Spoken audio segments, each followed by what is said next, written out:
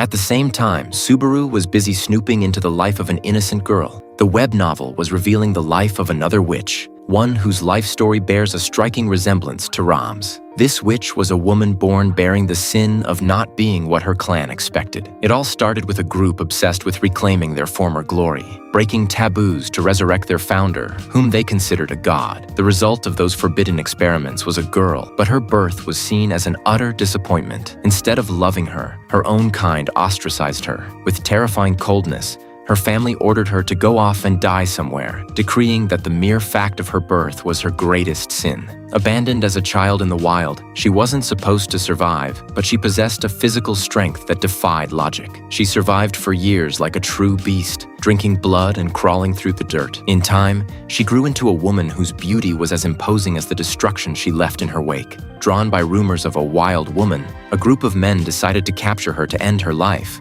But upon seeing her beauty, they chose to keep her to satisfy, well, things I shouldn't narrate. There, atop the bed where she spent all her days, the woman began to acquire what she'd never had: words, wisdom, and emotions. However, she also developed confused thoughts toward her captors. Not knowing if what she felt was gratitude or obligation, she decided to repay them in a unique way.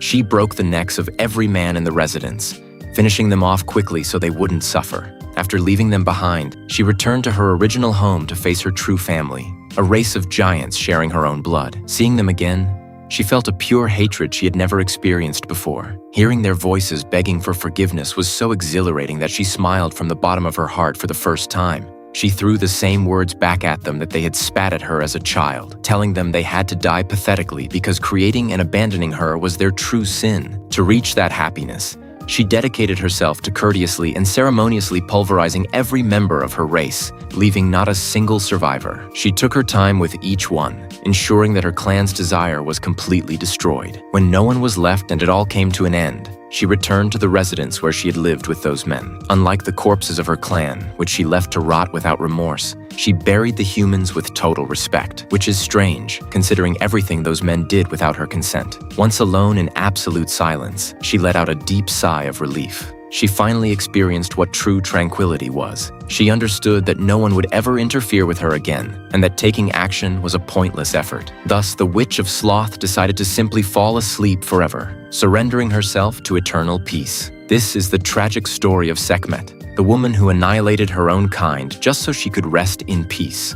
Much later, she would have a fight where she'd humiliate Volcanica. But that's a story you don't know yet. Remember that I've started a cut content series on the channel.